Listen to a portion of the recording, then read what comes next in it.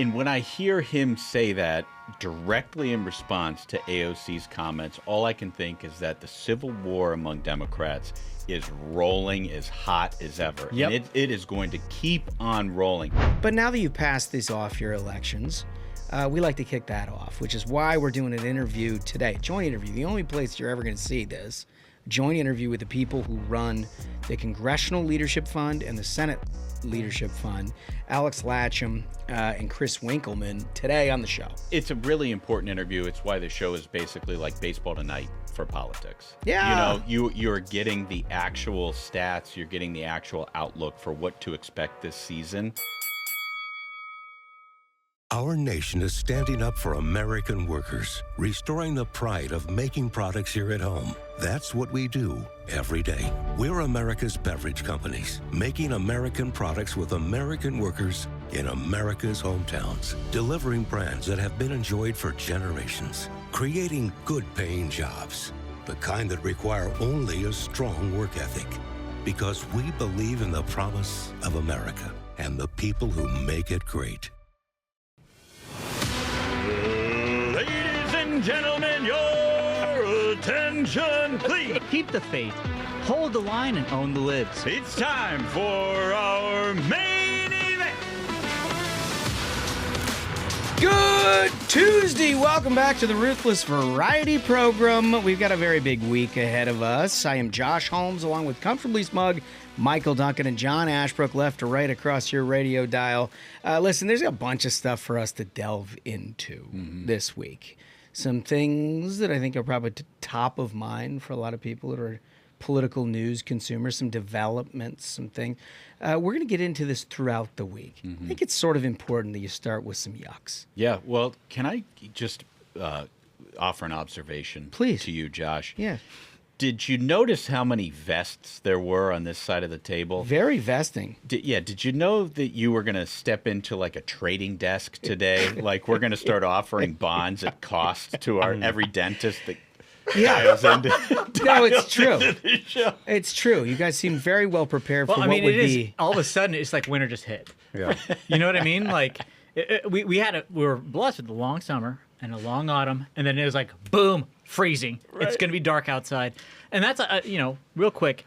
Everyone, congratulations, because now when you leave for work in the morning, it's gonna be dark. When you leave work, it's gonna be dark. It's gonna be perpetual dark. You're gonna work at your desk. You're not gonna see light, and you're not gonna see light for like 6 months. He's trying to change the subject from the fact that we got one normal guy on that end of the table and then three vest bros on this end. Well, I'm also keenly aware that it's 107 degrees in this It's very hot. studio at all times, and so a vest I didn't feel like was appropriate. I think about that kind of thing in the morning. Very smart. Listen, for those of you who grew up with the Variety program, you know that election analysis is something that we do, I think, probably better than most, and that we've all done it individually and collectively at kind of every level. We've resisted the temptation to get into that because you can do campaign stuff all year long. There was a bunch of news to cover.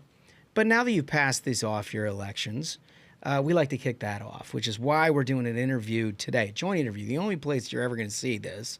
Joint interview with the people who run the Congressional Leadership Fund and the Senate Leadership Fund, Alex Latcham and Chris Winkelman, today on the show. Huge get. They are going to lay the groundwork for how the House and Senate majorities are both in play, what their plans are to try to keep all of that. It'll kick off, what you're going to see here over the next 11 months or so, which is a bunch of candidate interviews and everything else. But this is kind of the way we like to do it these days. Well, and it's valuable for you, dear listener and viewer, because the people who are setting the stage for the next election are people like Alex or like Chris, who are going to be spending literally hundreds of millions of dollars on research, on polling, on advertising, and all of these sorts of things. So they can provide a level of insight for our audience that there aren't a lot of people who can. Yep. So it's not just influencers showing their ass on right. X. Yeah. That's right. actually people who Professionally do this for a living. got Right, it. yeah. Okay, yeah. Well, that's what we like to do. Well, we here. like to do candy. We like to do vegetables. This is more of a vegetable interview, but it's very important information for you. Yeah, Valuable. exactly. But we're going to do some candy up front. Boys, I don't know if you guys had as much fun with this on Friday night as I did, but there's this guy. He's a Congressman, Oh my Brad God, Sherman. this? Yes. this cat. So long-term, he's probably been in Congress 1,000 years. Right? Right. I As mean, this Democrats tend to be. Guy's been, well, anyway, he was taking a flight home, did not go as anticipated for him, in that he had the old iPad out, and like every, boomer in that era, like you want to make sure you've got good screen width, like nice, full screen of what it is that you're looking for. Yeah, brightness level set to 100. Yeah, and so for those of you who didn't follow this particular story, this congressman in graphic 1A is My God. For our viewers, this is why you want to go to the YouTube and subscribe. Yeah. He's not reading like an appropriations bill. Sure isn't. Sure isn't. He's got some racy photos on there, right? And so he's just scrolling through this, and passerbys and fellow passengers couldn't help but notice that Congressman who's flying back home he's looking at something other than appropriations bills. 1B, please. There he is. It's not a one-off occurrence. He's just scrolling all the way through. Yeah. All of these bad boys. What I love is he's got one hand, one finger, and he's just sort of scrolling very nonchalant. Yeah. Like he's just flipping through a Playboy. Yeah. Just super shameless, Modern dude. version. Yeah. Super shameless on a play. So this is according to the New York Post. It says Dem Rep Brad Sherman caught looking at scandalous photos on flight. So it says here that he's trying to blame the X algorithm, the Twitter. God, I mean, some X is on what he's looking up, but he's trying to blame Twitter's algorithm for this, which I think, as someone who spends a lot of time on Twitter, who's built a career off of Twitter, that's bullshit, dude. Like, the algorithm will send you, like, violence. Like, you will get straight up violence. Like, here's a carjacking that's happened. It will not straight up put, like, naked photos on your feed. That's a complete lie. Unless maybe you're liking those sorts of photos. Yeah. And the algorithm's going to reinforce the sort of content you engage with. So in saying it came on my For You tab, it's sort of telling on yourself. Yeah, for those of you who are unaware of how the internet works, blaming a platform for the kind of content, unless it's your first day on that particular platform, is not going to work, because it's basically just reinforcing your preferences. Yeah. Right? And so my algorithm's like, this guy loves the violence. Something else I noticed about the image, if we could just throw 1B back up again.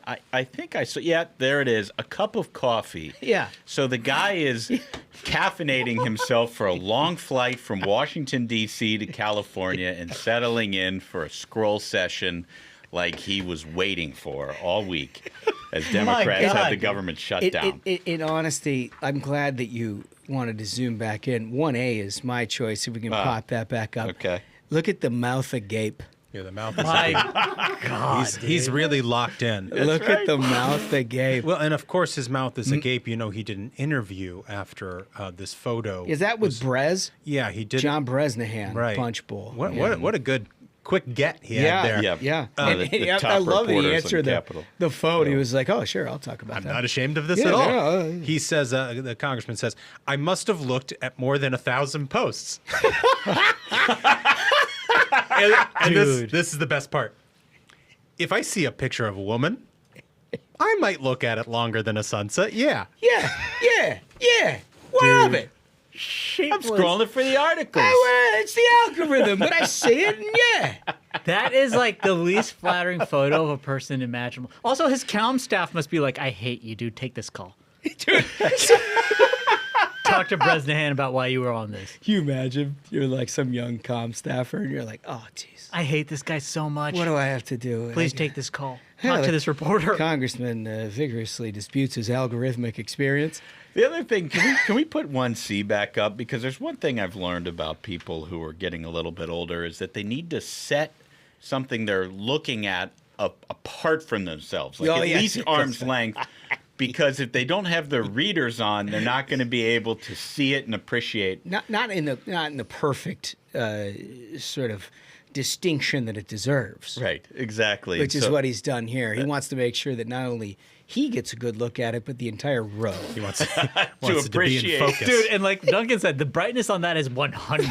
It is like the windows are down. People are trying to sleep on this coast-to-coast flight, and he's just like locked in, like bat signal. According to the New York Post, the pictures on Sherman's tablet show several women in scant clothing, including one sticking her tongue out while wearing only a bra. While no full nudity was visible, the lawmaker's feed appeared packed with scandalous photos, one after another.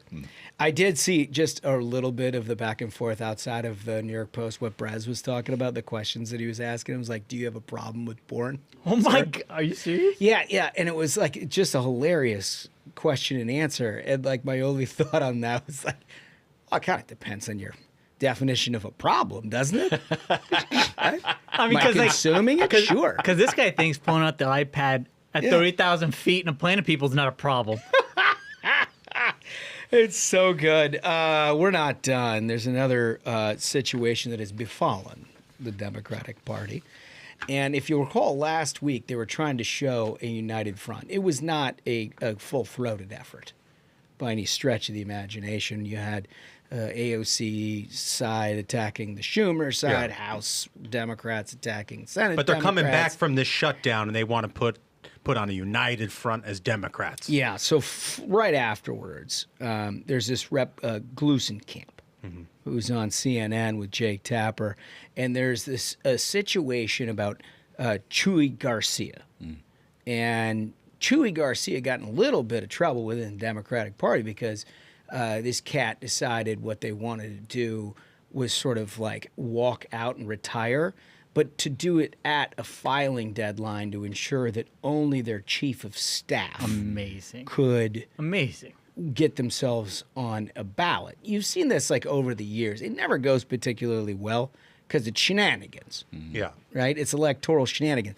It's like, this sort of nepotism at times or just trying to keep it all in the family. Like you game the system to ensure that the people of your district have no real choice but to elect who it is that you want them to. Well, this has become a problem within the Democratic Party. And right when they wanted to show the most unity, it all spills over. Clip one.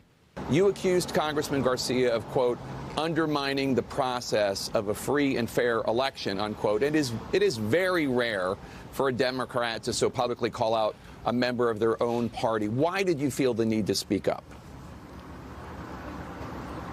Because I believe election subversion is wrong no matter who's doing it. And I think that right now we're seeing a profound, very loud call from Americans for transparency and accountability. And it's part and parcel of that you don't just turn a blind eye to wrongdoing or unethical behavior when it's, politically convenient, that you do it consistently. Oh, well, apparently nobody in the Democratic Party has informed Gluesenkamp Perez what it is that they do here. Yeah, they're like, look, Joe Biden, his brain became pudding, and then we didn't have a primary. We just installed Kamala. Get with the program. What's up? This is the way it rolls. This is how we do things. Come on, Marie. What's up? Well, she wasn't having it. Spilled over. It became kind of a thing at the end of last week It's where so funny. It showed this like larger disunity that they're really trying hard to try to prevent from coming out. But at the same time, AOC's still at it. Right? This whole AOC thing, every time they're like, no, united front, like we're going to go out and we're going to win. We're all moving forward. We're talking about Epstein now, or we're talking about, something that, other than to try to help the American people. Clip two. The lesson that they're learning is that Democrats are weak, and that next time we just need to hurt working people and working Americans more to get them to fold. And I don't want them to learn that lesson. No. Senator, what do you say to that argument that Democrats projected weakness here?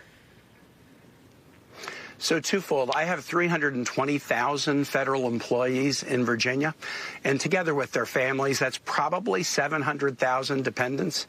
Getting them all back to work with 2 paychecks that they've missed restored, with protections against future firings.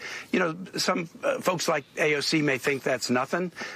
Virginians think it's an awful lot.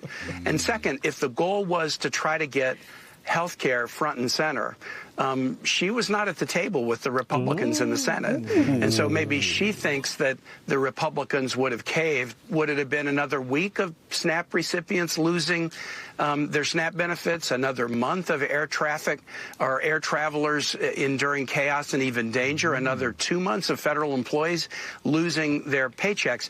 I was at the table with the Republican senators, and I knew if we wanted to get to the health care discussion, we had to open up government.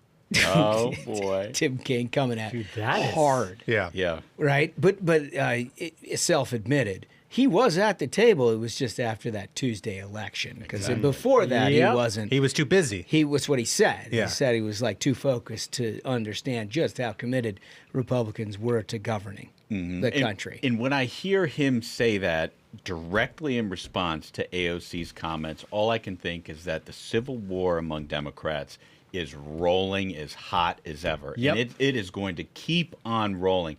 They're nowhere near Appomattox Courthouse.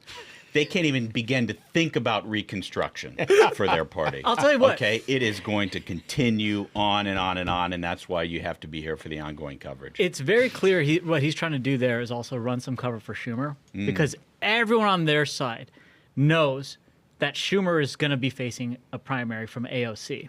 So number one, that's what he tries to do. He tries to like dismiss her as like, well, she wasn't at the table because she's just some like House member who doesn't know what she's talking about. Further, everyone on the Democrat side knows there is like an X on the back of every one of these extremely old Democrats. And Mamdani- leadership, too. Yeah, I mean, right. leadership. It's not Yep. just the old ones. Right. Michael, we were talking about this guy who is primarying Hakeem Jeffries. Chiosi, he's an acolyte of Mamdani up there in New York. Looks just like Stephon Diggs, by the way. Chiosi's in You notice Chicago, that? right? No. Wait, no, he New must be in New York York guy. if he's Yeah, he's a New primarying York him. guy. Yeah. Yeah. I mean, so it's like it's the leadership. It's not just Schumer They're taking it all. specifically. Yeah. And it's not just the Youngs. It's also I mean, it's Timu Obama. It's incredible to see the situation that they are putting themselves in. Straight up. Like his talkers were essentially, before he found religion, they were the Republican talkers. Yeah. Of like, you're accomplishing nothing. Come to the table, open the government, let's make a deal. And then for him to like follow up AOC and be like, listen, she wasn't at that table. She doesn't know what she's talking about. It's incredible. He's just dismissing her completely. Yes. Listen, if it all boils down to a conversation of who makes sense on these kind of things, like I don't think the Democratic Party's heading in the right direction. No. If the Republican Party can just be fucking normal, like just do what you do. Hey, you know, you're not paying $5,000 more in taxes. We're doing our best on the account. We're trying to bring jobs back. Yep. Like, if that's what we ultimately end up with in this midterms, I like our chances. We're going to cover the rest of this throughout the week, in that, like, we got our own challenges here. No question about it. But what's really interesting here in our interview after the break is that we're going to talk to two guys. You're not going to get this anywhere else. Nope. Nowhere else will you have two guys who are actually responsible for the nuts and bolts. Maybe you could argue the two people most responsible for electing and keeping House majorities and Senate majorities, which, as we know, is absolutely imperative for the last 2 years of this Trump administration. We saw what they did in 2018 after they got a House majority. It's a really important interview. It's why the show is basically like Baseball Tonight for politics. Yeah. You know, you're getting the actual stats, you're getting the actual outlook for what to expect this season, and that's why it's such an important The conversation. decisions they make and why, right after this. America's demand for energy is rising rapidly, and at a time when American families can least afford an energy shortage. But for decades, critical energy projects have been blocked, limiting our access to reliable, affordable American energy and putting America's energy dominance at risk. The solution is obvious. Overhaul the broken energy permitting process. Make it faster and simpler. Innovation, a strong workforce, abundant oil and gas. We have it all right here in the USA. Let's put America first and political agendas last. We can power our own country, create thousands of good-paying American jobs, and unleash American energy to be bigger and better than ever before. Because when America builds, America wins. Read API's plan to secure America's future at permittingreformnow.org. Paid for by the American Petroleum Institute.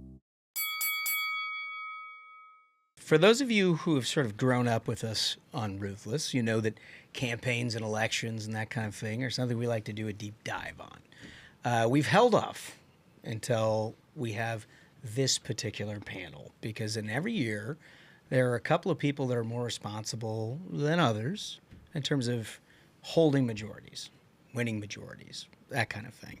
In this case, we always start with the president of CLF and the executive director of SLF. That's the Senate Leadership Fund, Congressional Leadership Fund. In this case, we've got two all-stars here, and Alex Latcham and Chris Winkelman. How are you, fellas? Doing great. Fantastic. Thanks for having me. Yeah, it's nice to have you. So, listen, we've got a line around the block from candidates wanting to come in, and I know this is like the early season, but we wanted to put the midterm or the off-year elections behind us before we started talking about midterms. But in order to do that,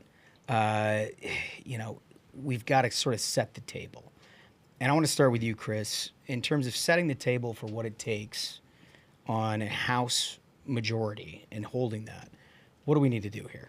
So our party has not performed well in midterms in over a decade. And the sad, cold, hard fact about that is that folks who show up in presidential elections and are animated to vote for Republican candidates in presidential elections and Republican policies generally have a distaste for politicians generally and the system generally. So our challenge is moving through that into this midterm. But what's different about this midterm is that we're dealing with an executive that's extremely action-focused, right? Typically, you get through a presidential year, Republicans have voted for their presidential candidate, they won, we have unified control of Washington, and then people go, what did I get for it? Well, you cannot argue that there has been an extreme amount of action out of this unified leadership team in the House and the Senate and the White House. And with that, I think the working families tax cut, what the president's been doing on a daily basis is going to deliver these low and mid-propensity voters for us in 2026. Yeah, and of course, on the Senate side, a different calculus, right? Because maps matter here, and not every senator is up every cycle. There's a direct correlation to how you did 6 years ago, and there's some opportunity up there, some liabilities. How do you see this thing, Alex? Yeah, I mean, there's no doubt that this cycle is a relatively narrow map, right? We've got 22 Republican seats that we're defending, but some really great opportunities in states like New Hampshire, in Georgia, in Michigan, to expand the map and pick up a few seats. We also know that we've got some seats that we need to defend in Maine, in North Carolina, in Iowa, and Ohio, and recognizing, though, that in many of those states, in many of these states, these are all states that the president won. President Trump won in 2024, sometimes by double digits. And so, at the end of the day, looking at the results from just a couple of weeks ago, I mean, candidate quality matters, which is why we have... I've heard that before. Yeah, indeed. Which is why, at the end of the day, we have put such an emphasis on recruiting top-tier candidates, in some cases trying to avoid contentious, costly primaries, and ensuring that we position our people to be successful next November. Yeah. Michael? So I want to ask both of you this. If you look around, your respective maps, what is, the most vulnerable Democratic seat as it currently is, and what gets you excited about that race? So let's start with Alex first.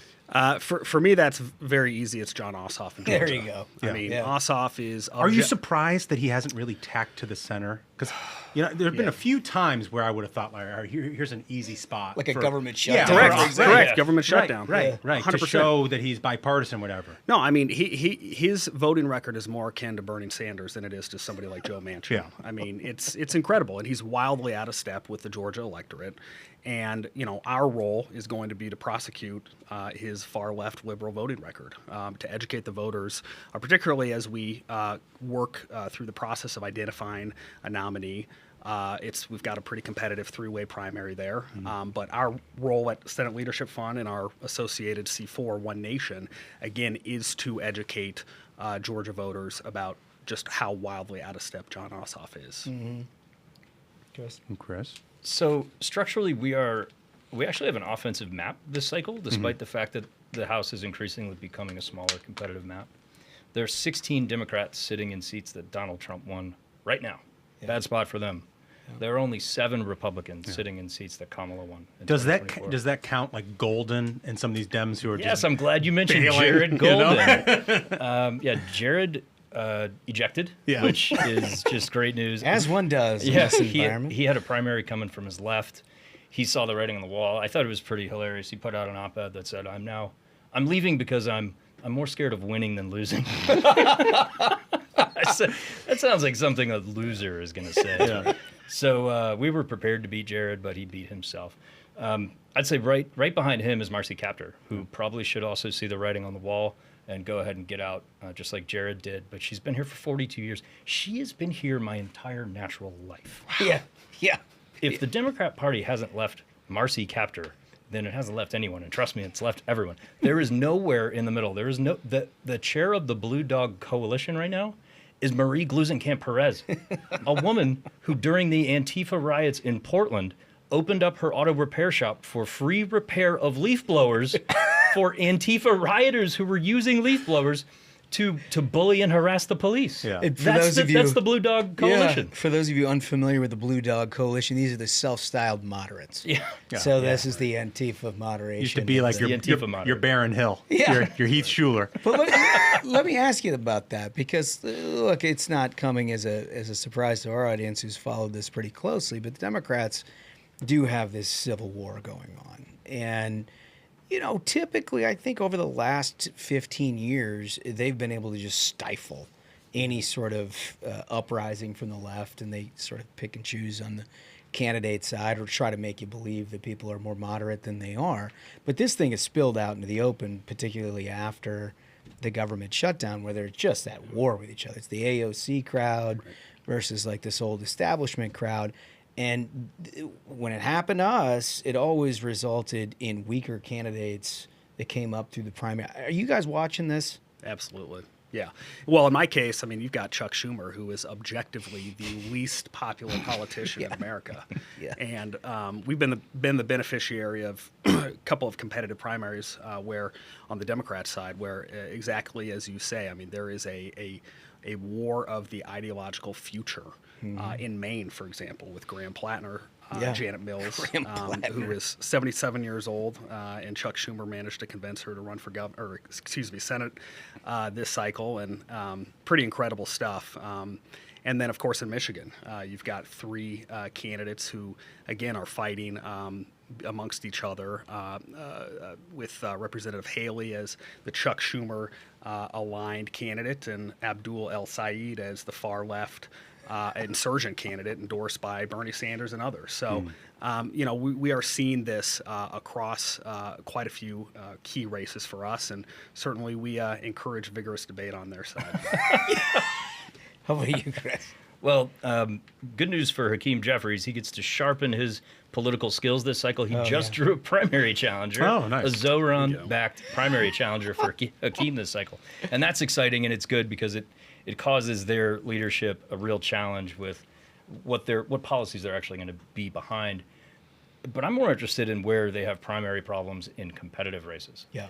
It's entertaining and it's fun to watch safe seat Democrats get primaried from the left. It causes them problems in messaging nationally. That's fundamentally true. Yes. But when they pile up in the competitive seats, man, is that good news for us. Yeah. We get to watch their mainstream candidates in primaries get dragged left and left and left. And we're going to use that audio and that video, and we're going to hit them with it in the general because they don't know how to find a middle right now. Mm-hmm. So when it comes to, Chris, at the top, you were talking about, what the president has accomplished, right, in this first year of his administration, what he'll accomplish between now and the midterms, in selling that agenda and what we've done.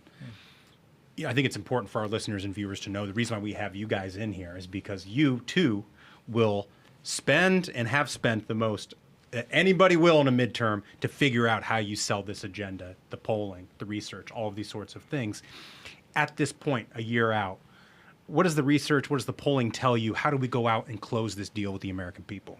Well, the first thing is something that Latcham is doing and that we're doing as well. In fact, we ran our first joint issue ad together that has ever been run between the two LFs. Nice. Which I think is a great indicator of just how well these organizations are working together with the White House. I mean, this is truly a focused effort among all of our groups. So collectively, we're messaging the working families tax cut, right? We're messaging child tax credits. We're messaging no tax on tips. These are policies that people will be excited about. And the amazing thing from having the Senate and the House and the White House work together so well over the last year, that bill got passed by July 4th.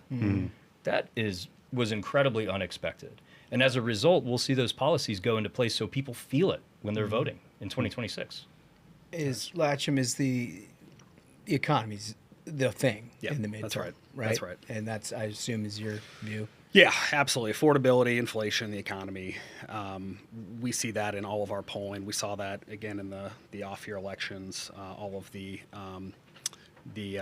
polling and the survey work coming out of that as well. I mean, fully over half of voters cited the combination of those factors as being their most important issue. And so we, again, fully expect to run a very comprehensive messaging campaign across either out of One Nation, again, RC4, or SLF, and positioning our candidates to best tell their story about how they're going to tackle those problems and deliver for the American people. Let me ask you this, Chris, because you mentioned up top that historically we've not done particularly. Look, historically, macro from an American standpoint, any party that has unified control of their first midterm is challenging. It's gotten tougher for the Republican Party here in the last 10 years in terms of replicating what is the Trump base in these presidential elections. And like when we started in politics, Republicans did pretty well in the midterms in large part because our base voter that would show up at a pretty high, high 70s to 80% during a midterm was aligned entirely with the Republican Party. Democrats had the party with these low propensity voters. That has sort of flipped. That's right. And you see these presidential election voters that are like a 55, 57% when it comes to midterms. They're at 80 during the presidential. Messaging is obviously a huge component to it. I imagine that this is something you guys stay focused on all the time. Constantly. Yeah. I think this is just political realignment. This is what it looks like. Yeah. Right. And we're seeing what it looks like in 2025 and 26. I've heard Latcham talk about this as well. I think both of our groups are just relentlessly focused on the most efficient use of media as humanly possible.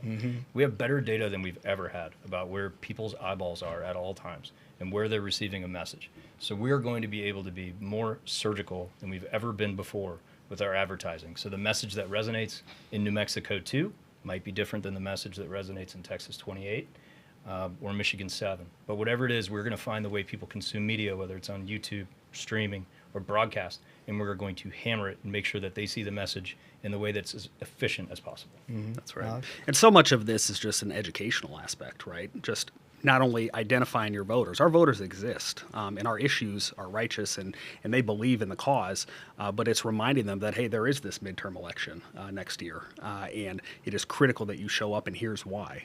You have to support the president's agenda, or else, he's going to be impeached, or you're going to have your taxes increased on you, or any one of these many different issues that actually are important to them. And so much about your gigs is about tuning out the noise, right? It's about building the infrastructure so when you need it, you have it down in the last 90, 60 days towards an election, which is what you guys are up to now. You don't go kind of chasing around with the day-to-day conversation of anything. It's about recruitment, raising money, making sure you got the resources, accumulating the data. Is that kind of where your heads are at? It's the best part about this. Right. It is the best part about this. Yes, part of that noise and conversation is certainly a part of our jobs, and we deal with it. It's part of the conversation for our party and for political discourse generally. But we get to be incredibly focused on the competitive battleground and the issues that are moving the competitive battleground and the candidates who are appropriate and correct to run in the competitive battleground. And all the other stuff falls aside because at the end of the day, you win. And that's all that matters. Yeah. All that matters in this job. It is all that matters. It is so clarifying. I mean, at times it's horrifying and all that is true. But it's so clarifying. Right. Your job is to win. And if you can't go to work every day and say, I get to beat Democrats today, that's my job, then you shouldn't be going to work here. That's right. It's not like the DNC where they go a couple days a week. And hope it all goes okay and they don't have to show up. The union rep shows up But listen, Alex, you have a interesting and unique challenge. You're both new guys here to your current slot, but this is the first time that SLF has new leadership in its history. That's right. And I imagine there's a huge transition component, re-looking at. I think it's healthy to re-look at the way that everything is being done, but then making sure that you also can raise the money. It sounds to me like you guys are doing great on that front. Yeah, I mean, look, Stephen Law and Mitch McConnell built a juggernaut, and tremendous credit goes to them because, to your point, I mean, SLF was essentially the first post-Citizens United super PAC. And so they revolutionized outside groups, and in the case of SLF, they did a fantastic job securing our majority. And there are some things that we've done differently. We are spending earlier. We are defining our opponents earlier. We are getting into the nitty-gritty of messaging through different channels because we know that the media environment is so fragmented, investing in digital advertising and streaming more than ever before. But ultimately, it does come down to resources. And thankfully, again, thanks to Leader Thune and the Senate Conference and their stake in the organization, we have raised well over 9 figures at this point. And so I don't want to get ahead of myself with the final fundraising number by end of year, but it's healthy. You don't want to just make a declaration here. No, not yet. Not yet. We'll come back. Are you sure? Okay, so, I mean, look, we're all political animals here, and you guys have some very important jobs in this midterm. What is, like, the thing that keeps you up at night to think about what we just can't get wrong here? Failing to have enough money. Yeah. That's it. I know we can win this. Right. I know that ideologically the country is with us. I know that realignment has told us that our voters are with us. I know that we have the tools to reach those voters. I know that our data is better than their data. I know all those things are true. The question is, are we going to have the resources needed to drive the message home?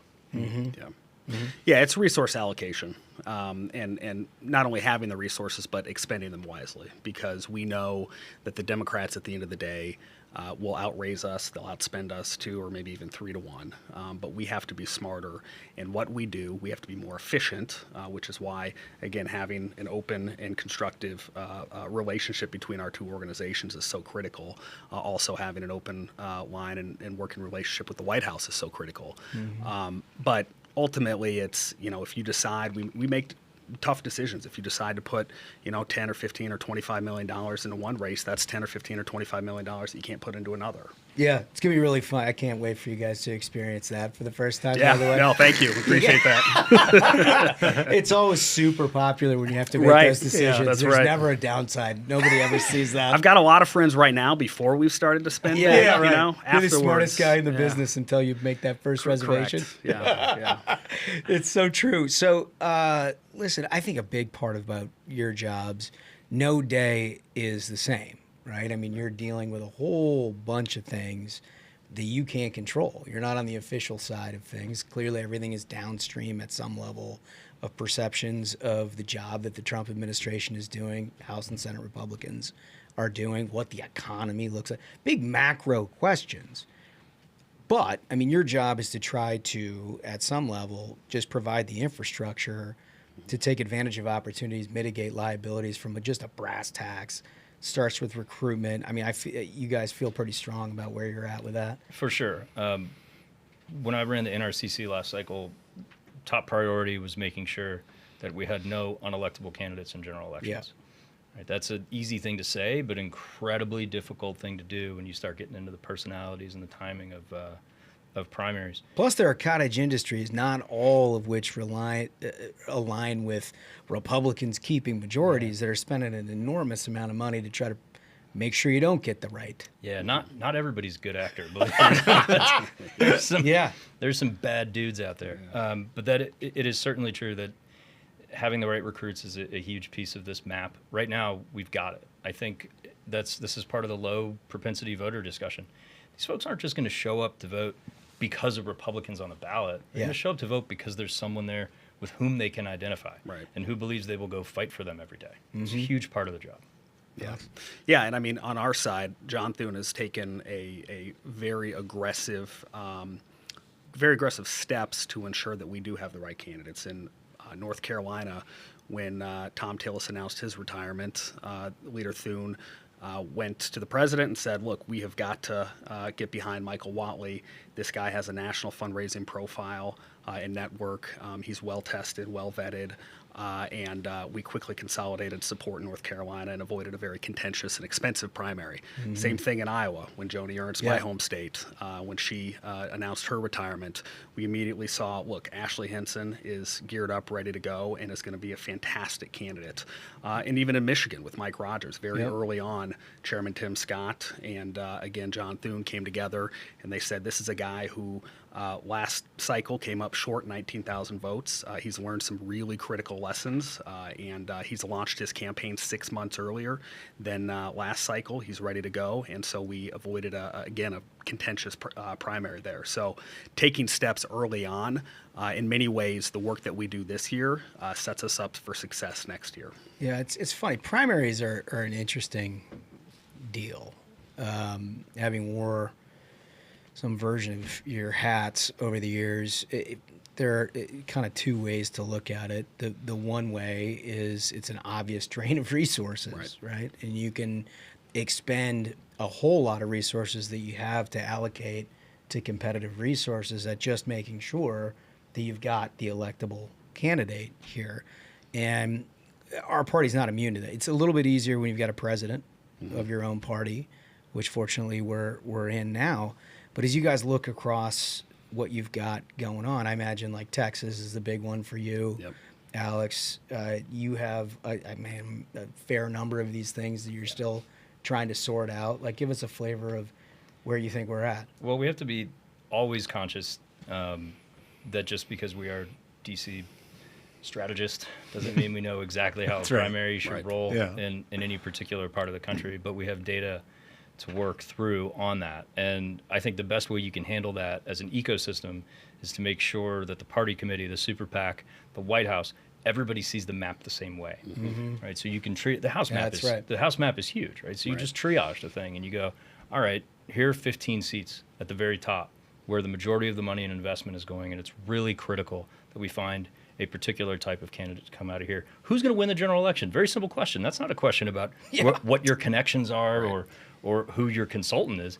That's just who's going to win the general election. That's right. Let's be real honest about who's going to win the general. That was the hardest thing to explain when I was doing this to people who were invested in all kinds of different things, is that this isn't about ideology. Right. This isn't about adherence to one particular side of the party or another. It's like just cold hard numbers. That's right. Like who's winning and who's losing, and that's the core of the job. And the ideology is driven by the voters in that district. Yeah. Right. And that's not something that we create here. Exactly. It's told to us in survey form and research form, and that is how we get down to the nitty gritty on primaries. Yeah, Alex. 100%. I mean, I couldn't agree more. And you mentioned Texas, right? Yeah. I mean, that's a cold, hard business calculation for us, which is that John Cornyn has never won a general election by less than 9.5 points. Right. And you even hear Jasmine Crockett herself say that if John Cornyn is the nominee, a Democrat can't win in Texas. And so that's our perspective. Look at Maine, for example, with Susan Collins. I mean, here is a candidate who has defied political expectations, political history. She's got the teardrops to prove it of all the opponents that she's vanquished in the past. Tattoo teardrops. I mean, she's just an institution, and legitimately is the only Republican that can win statewide in a state like Maine. So at the end of the day, we are looking for candidates who will win the general election. It's interesting, part of this is it's so much easier to look across the aisle at the other side and diagnose exactly where their problem is going to be. Because, you look at your own side, there's all kinds of institutional and different opinions on candidate quality, what that means. Is there energy behind a certain candidate? Can they raise money? All these kind of things. You look at the Democratic side, and you're like, "Oh man, they're going to fuck so much of this up." You know what I mean? Yeah. Like they're going all in. You got the Bernie side all in on people who couldn't win a Berkeley general election. That's right. And it's happening both of your necks of the woods, and so it's just about try to mitigate your own situation on your own playing field. Try to go up against what I imagine are going to be some opportunities given to you by this left-wing brand that they are putting out there. That's right. I did not have Nazi tattoo on a Senate candidate's bingo card this cycle, but here we are. I got to imagine the Oppo files are a little bit more entertaining. Very much so. Very much so. Yes. You feel good about that? You got the Oppo files working, fellas? We've got a few. Yeah, we've made some investments in research. They're critical. That's right. I like the way you said that. Think he'll come back and give us a little taste at some point? I hope so. At the appropriate moment. Bring some At the material. appropriate time. Reading, Sure. yeah. Let's do it. At the appropriate moment. Let's talk shit. That's what we do the best here on the That's why we come. So, listen, you got members that are helping out. And I think if you were to take kind of a macro media point of view in both the Republican Party and the Democratic Party, they would say, oh, it's all bifurcated. Everybody's arguing with each other. Seems like from a team perspective, by and large, within your respective conferences, everybody's sort of pulling the wagon. Yeah, a tremendous amount of credit to Speaker Johnson and this House Republican leadership team across the board. These folks have found a way to stay laser focused on winning being what matters, and they knew that their first priority was to make the working families tax cut law. Yeah. And they worked their tails off for it. They worked incredibly hard and incredibly fast to get everything they possibly could into that bill so that voters could feel it next year. This leadership team, this speaker, deserves a ton of credit for working this hard and together. And you know, I can't say it enough. Together, hand in glove with the Senate and the White House. Yeah, it seems that like is what you guys makes have this a so good, positive. Yeah, you guys have a good interplay. 100%. And not only at our level, but at the principal level, too. Yeah. I was with Thune the other day, and you got a call from the speaker, and they were talking about, some legislative, item. And just... Spill the beans. Where are we going? But we wouldn't be able to have accomplished everything that we've done so far. I mean, on our side, this has been the most productive Senate by any objective measure so far. And that's despite historic Democrat obstruction, Chuck Schumer throwing up roadblocks every which way. But we've managed to get a lot done just in the first 10 months here. Well, and to the point earlier about the timing of this when it comes to the working family tax cuts, I remember the first Trump administration, we didn't actually get around to passing TCJA till I think like December. this time. Yeah, a little after this time, last term. So there is a hope, right, that the impact of that is felt earlier by the electorate ahead of the midterm, right? I think it's a fair case to be made. I think it's a very good case to be made that people will feel that. They're going to file their tax returns. They're going to feel more money in their pocket. They're going to realize that one party is more interested in you feeling the benefit of your work, and the other party doesn't value your work whatsoever. And the DNC, in fact, called the no taxes on tip crumbs. Crumbs. Right? Yeah, they called it That's crumbs. right. I mean, it's insulting. There's a Democrat firm, a Democrat research firm called Navigator Research. They put out their own poll in the first quarter of this year that said of the voters they surveyed, 44% said the Democrat Party doesn't value work. Sounds about right. So, but look, there is macro themes here. I mean, you talked about the importance of the representation of each district and making sure that you're diving into the data to ensure that whoever you're trying to elect is a perfect representative of that point of view. But the macro themes here are not insignificant. I mean, majority of people saying you don't want to work.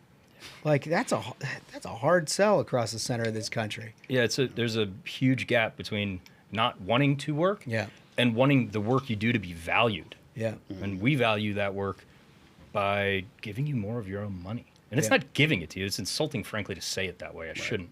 By Keep taking less. your money. Take less money from people who work Right. for a living. It's real simple and straightforward.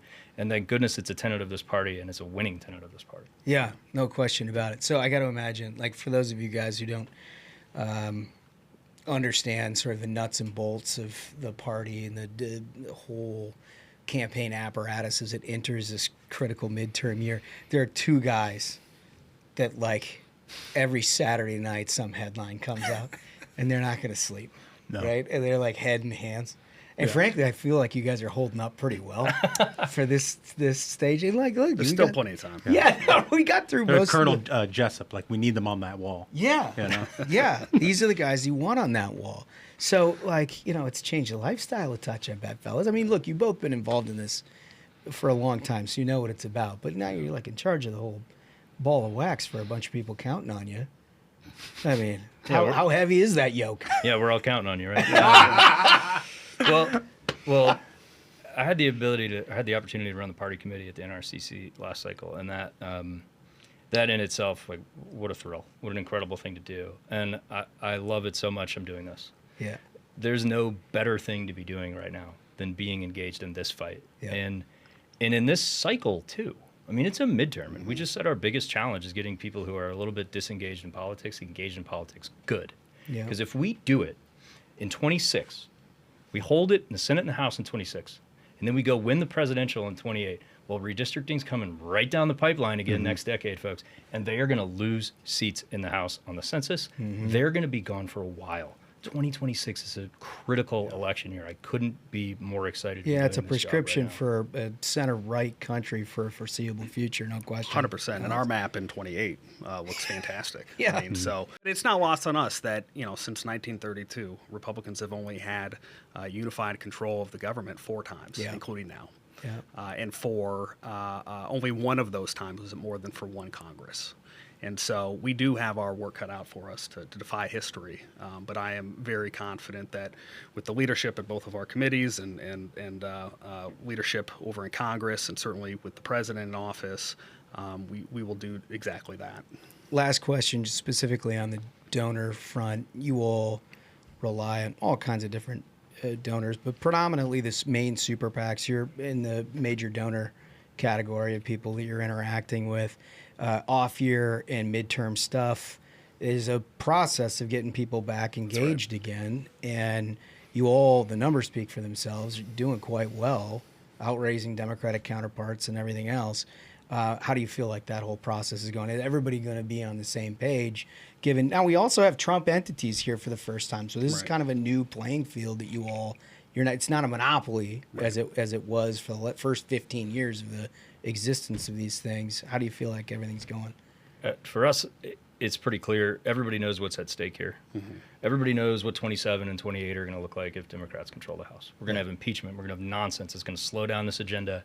The economy is going to go backwards. It is fundamentally true that our investors are invested in the long term in Republican policies being in place in the House. And that is exactly why they're engaged. We outraised the Democrats in the first 6 months of this year by $20 million. Yeah, that's great. Across our 2 groups. I hope to do it again in this 6 months. Yeah. I couldn't agree more. And, our challenge has been to emphasize early money, right? Come in, invest early, because that allows us to be more efficient with your resources down the line. When we start making $10, $50, $75 million ad reservations in February or March of next year, we're able to do so at a much, much lower rate. It goes a lot further 100%, earlier than it does 100%. late. That's right. No question about it. Fellas, good luck to you. We're all counting on you. You have done a sensational job. I know it's going to be a challenge, as all midterms are, particularly when you hold all the power. But look, you're doing everything from my perspective, and I know from Duncan's perspective, right so far. So you let us know when you got some oppo you want to dump. We're going to come have the conversation. Let's do that. That's great. Thanks, fellas. I mean, just a ton of factual information that you get right here on the Ruthless Variety program. You're going to get it over and over again between now and the 2026 election, and that's why you need to stay here for your election coverage. There's so much about this stage of an election, particularly on our side, where, again, you get the influencers involved. You get a bunch of people who've never actually run or won anything, but they got heavy opinions about everything, trying to make judgments about why it is that people like Alex and Chris make the judgments that they do. The one thing that if you're going to hold out is a takeaway based on that interview for my discussion purposes is these people are all about W's and L's, and that's it.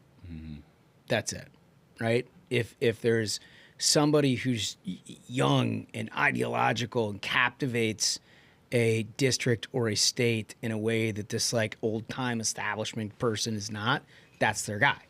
If there's somebody who just fits the demographic and representation, has the relationships and the ability to raise money in a way that makes them more competitive in a purple state than somebody else, that's why they support them.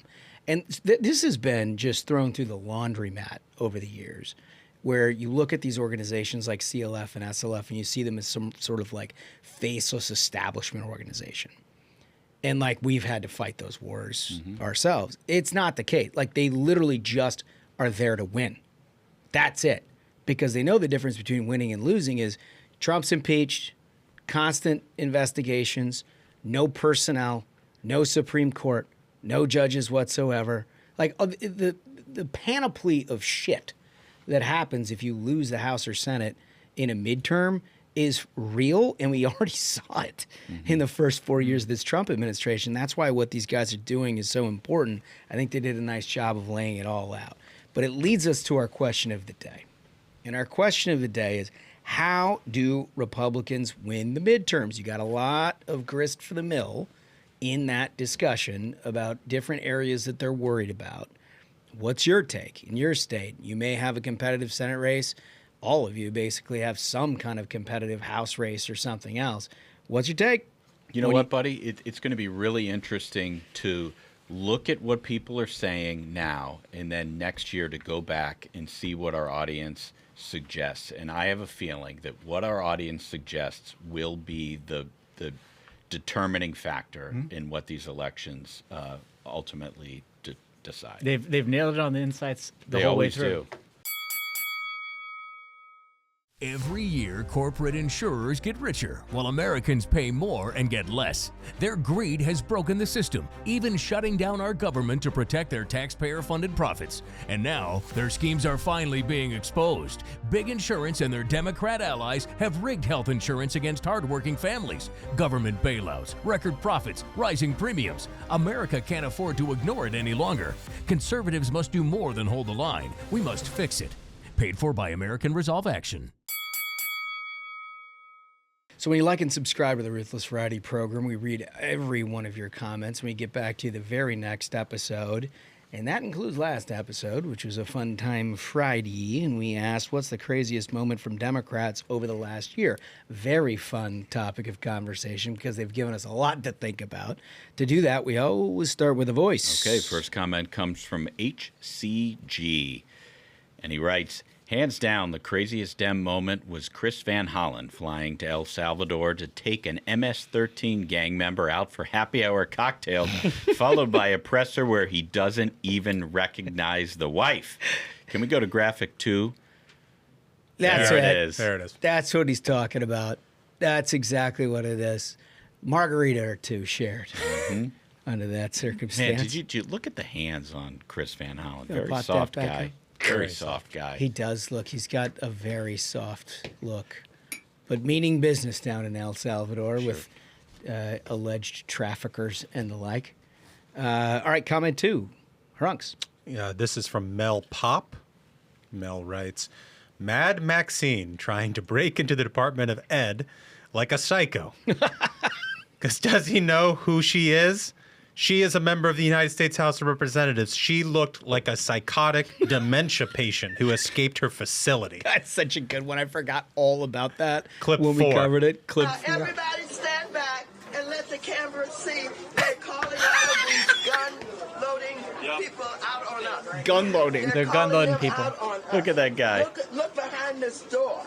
Who do you see back there? The doors will open. Do they have guns on them? What? Do they have guns? Yes. Are they prepared to shoot us? Is this for We real? want in. Look at She's a lunatic. Gun loading people. Well, that is certainly a quality Gun loading submission. people. Smug, what do we got? Comment 3 is from Larry Feranic. Larry writes, so hard to choose the Democratic moment, but my first choice is Ed Markey, quote, talking to the girl on TikTok. It does look quite weird with his arm movement. Was reminded of this when I saw the article on Rep. Sherman on his iPad on a plane looking at porn. Can we get clip 5? My name's Pink and I'm really glad to meet you. You're recommended to me by some people. Hey, ooh, is this illegal? Hey, ooh, it feels illegal. I have so many thoughts on that. It's like, dude, he's 900 years old. Stop trying to, like, the Dems have really tried to do this thing where they get their oldest people, especially, is that like House Rep from Oregon? She's got like purple hair and she's 900 years old. They try to do this stuff Delorio, where they, where they like put them in these like hey, this is a big meme that's happening on TikTok that like 17 and 16-year-old think is cool. Let's have 900-year-old mummies do this. And it just like never works. Victoria Hammett. Why would she do something like that? I don't know. It's a good question. I don't know anything about her, but I assume she's like a progressive influencer. That seems like a degrading of her platform. But you know what? I think they solved the climate crisis right there in that. That was it, just that handshake? Solved. That was yeah. it. Done. Well, because she could probably solve a climate crisis at some level, don't you think? I don't know. We got some variety next. There's a dog that shoots his owner. We've talked about this kind of thing here before. I'm sure Smash has got a hot take on that. Got a lunatic walking amongst us with wolves in Yellowstone. And we've got a bunch of good stuff right after this.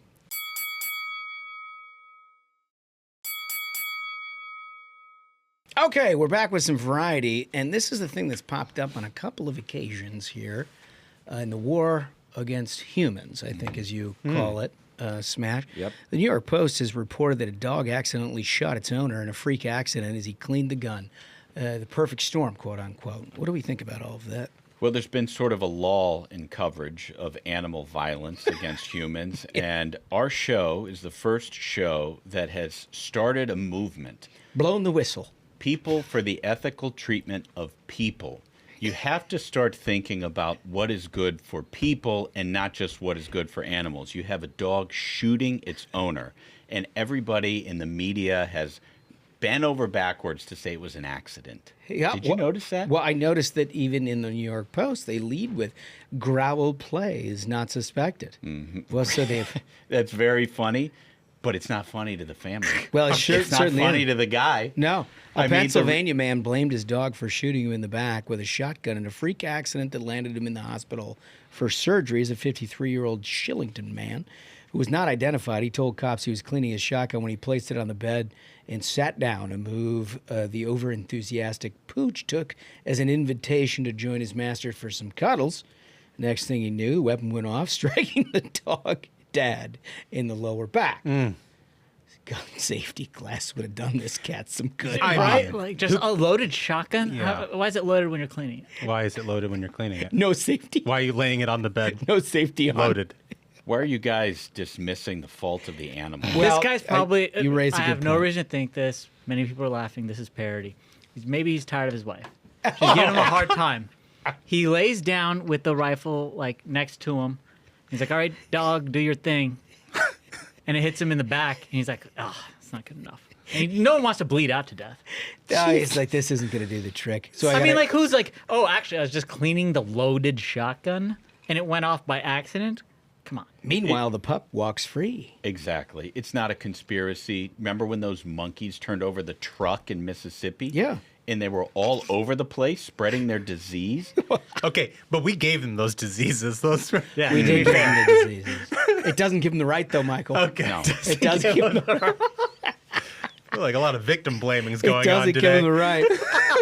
He's unsure if the dog's paw may have gotten caught inside the trigger. The safety was Accidentally. off, or if there was some kind of. Clearly the safety's off. Like, what is this guy talking about? Well, he doesn't. No, he's got the magic gun that shoots when the safety's on. At any rate, he got shot, and Poor the dog guy. done it. I mean, lower back. That's gotta be that's tough. gonna be awful for the rest of your life. The dog may be done it deliberate. Of course the dog did it deliberate. Asked for the alibi, the dog simply said bark. And he got away with it. They always do. Either way, you have to kill the dog afterwards. You got to shoot him next. You gotta Eye for an eye. let the dog know who's boss. All right, so there's another thing here. An idiot. This is on Instagram first, and the New York Post wrote something on that. Idiot dares death by approaching a wolf pack in Yellowstone National Park. This is a wild video. Can we play that clip 3? This Dude, guy this is is going a- down to wild wolves. Dude, this is not smart at all. He's literally just walking up to a pack Put of. spraying bear spray. Did he? Yeah. Dude, now, let's provoke the pack now. Make Oh, now sure they're they coming. bring in Really the quick. reinforcements, bro. Again, this is why you want the YouTube to see the. Oh my god, dude. What? And now it's running at him. Bro, did they get him? Oh, Somebody over there had to call law enforcement. By now. dude. wild thing. The clip showed a man in a white scarf striding across an open field towards a group of five black wolves while a crowd of park goers watched them in alarm on October 6th. This could end very badly for that guy, someone was heard saying on the video, which is first posted on a Facebook group called Yellowstone National Park Invasion of the Idiots. So they got a nice little niche following, I imagine. Invasion of the Idiots. Yeah. So I've been in Yellowstone. I spent the night there. It's really, I mean, it's gorgeous. It's beautiful. At night, you can hear the wolves, right? Yeah. And your first thought, if you're a sane person, is, I'm glad I'm in here with the doors locked I'd like instead to of stay out there away with from the wolves. And this guy's like, I'm going to go out and I'm going to approach these. Because here's the other thing. A lot of people think wolves are like the size of dogs. No, wolves are huge. And they're built to kill things. Like, that's their job. And for this guy to be like, I'm going to approach the whole pack, and he thinks that, like, mace is going to scare off with one bear of these. spray. Mace, one of these guys, they're going to just bring in the reinforcements. And you saw that. And I don't know how this video ended. I mean, I guess he's alive. Lived. Yeah, he lived. Unfortunately, nature should be allowed to resolve where, like, there's consequences for stupidity. So this is a pro-animal take from your perspective. I mean, feed the wolves. That's what this guy's got one use in his life, clearly. It's to feed the wolves. It does feel That's what Darwinian. his purpose was. It does feel Darwinian. I'm on the side of the wolves with this one. I am too. I mean, like, what is your motivation? Like, what's he trying to accomplish by going up to these wolves? maybe see the park. Teddy Roosevelt. Think of how much work Teddy Roosevelt put in to make these parks accessible to the American people. The guy wants to walk out and observe nature, and the wolves are up on him. Yeah. I mean, for crying out loud, dude, why is everybody taking the side of the animals? Dude, look at the wolves, dude. I like wolves. Wolves are a good animal, helpful animal. Wolves are good animals. They are. They kill a lot of things. They do the job. Yeah. Okay, they're great for the ecosystem. This is the land of wolves now. It is, 100%. You generally want to stay away from them. That's the thing. Let them do their work. Let them kill the animals. The guy is simply trying to take a picture of the Grand Prismatic, okay? Yellowstone has some of the greatest scenery that our country has to offer. The guy wants to take a picture of it with his iPhone, and the wolves are surrounding him in a pack. No one wants to see his shitty iPhone photos, dude. No one wants to see it. Well, he wants it. I wish the wolves would have got him, dude, if I'm being honest. I wish we had the video of that. I'd watch that. I stick up for the people. That would show up on my algorithm. I guess I just like violence. I'd 100%. If the wolves had torn to pieces, it'd end up in my algorithm. 100%. Just checking the till on this. Did you come out for or against the dog? I still think the dog should have been shot. Either way. So you're kind of an even split on the animal news today. Duncan? Dog is bad, wolf is good. You're like pro. I'm pro dog, pro wolf. He's just very animal, and of course gun you're safety is pro important. I'm pro-American. Okay, Americans should be allowed to walk in a park and take a picture with their iPhone without getting mauled by a wolf. Speaking of pro-American or anti-American in this sense, MSNBC is dead and gone, folks. Ooh. I will remember you. Exactly. So to almost no fanfare whatsoever, the brand MSNBC was retired last weekend, signed off for the final time, and this is the graphic that they've got now. It's like that was the MSNBC. The new one is on the right. That they've officially rebranded.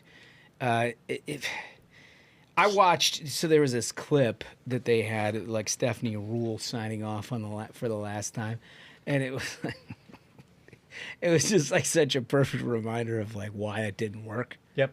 It's like so many memories and so many important things that we've done here on MSNBC, and like the tens of people are watching. You're like, all right, dude, what? Like, give me another Race Riot. Or, you know what I mean? Like, whatever it is that an MSNBC person comes there to watch. But they didn't watch. And so now they're just going to change the logo and reboot the whole thing. But it's like an official break from, like, the newsmaking part, right? Yeah, right. So they separated it for the first time from NBC News. It's now its own thing. And the thought process on that in a lot of ways was that they were going to try to sell the whole kit and caboodle.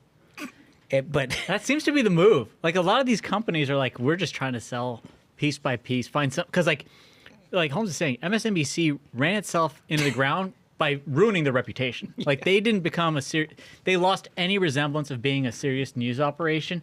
It just became just like wine mom takes 24/7 until their audience was so small, no one wanted to like, if you're a sponsor, it's like, I've got 5 people who are probably drunk off their asses watching this. Why would I pay any money to this station? But hold on, so there's component parts to this in that the rebrand, this is according to Variety. The rebrand is a part of a parent company, Comcast's efforts to spin off most of its cable networks into Versant. It's something that they've heard of. But it is what Probably it is. by design. Yeah, and MS Now assured its audience. This is an important component to what they're doing. MS Now assured its audience that the channel's mission remains unchanged. So you too can continue to enjoy this content with tens of your best friends.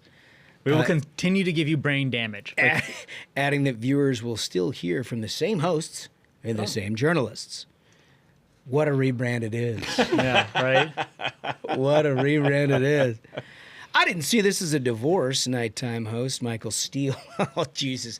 They have Michael Steele as the spokesperson on this? Brutal. Rough. I mean, this is one of the least competent spokespeople anyone has ever seen in the world.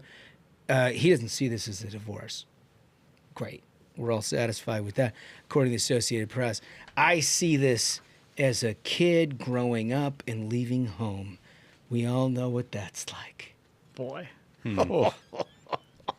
The best part is, like, we're all going to see. We're all going to get to see. Like, the fact that NBC wanted nothing to do with them. And they're like, it's not a viable business. They straight up have said that, like, we're trying to spin off and sell this shit. And they're just bringing this all down. So we're trying to, like, get some separation. That is proof positive that it's a failure of an organization. They're like, we're trying to pull all our resources out. And then you have Michael Steele come out and be like, no, this is good news. What? I see this as a kid growing up and leaving home. What I left out there was like, and joining Antifa in a haste of anti-Semitism. Unbelievable. Well, that is all the news that's fit to print here on the Ruthless Variety program. Remember our question of the day, how do Republicans win the midterms? You heard an awful lot from Alex and Chris about the nuts and bolts of it, but you probably have thoughts. We'd love to read about them.